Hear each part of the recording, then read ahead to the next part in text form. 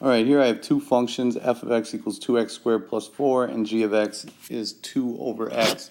Let's do some functional arithmetic. If we're going to just add the two functions, easy enough to do. We're just going to rewrite f first, 2x squared plus 4. And then to that, I'm going to add g of x, which is 2 over x. And that's good. That's all you really need to do. For multiplication, pretty much the same thing. I'm going to take 2x squared plus 4. And now I'm going to multiply it by the other function, 2 over x. Now this is simple enough to simplify. I'm going to take the 2 over x and distribute it into the parentheses. So we'll have 4x squared over x plus 8 over x. And we can simplify that into 4x plus 8 over x.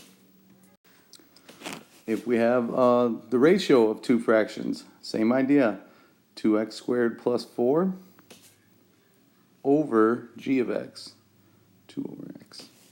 But now we have a fraction inside of a fraction, so instead of dividing by the fraction, I'm going to multiply by the reciprocal, the x over 2, but make sure we multiply the entire thing. Now, when we distribute that x over 2 inside, we'll have 2x to the third over 2 plus 4x over 2. Simplifying that, we should have x cubed plus 2x. The trickier ones are the composition of functions, f of g of x.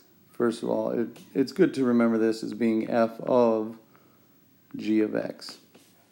So I'm going to take f of x, 2x squared plus 4, and everywhere that there is an x, I'm going to plug in 2 over x instead. Now I have to square that fraction and then double it, so that'll make 8 over x squared plus 4. Going in the reverse direction, we don't necessarily need to get the same answer. So when we have g of f of x, that means I'm going to take g of x, and everywhere that there was an x, I'm going to plug in the f of x, the 2x squared plus 4.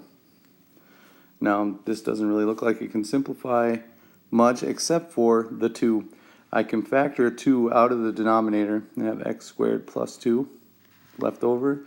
These two will cancel, so my answer will be 1 over x squared plus 2. Then the last one, another fraction that we're familiar with, finding f of x minus f of a over x minus a. Well, f of x is 2x squared plus 4.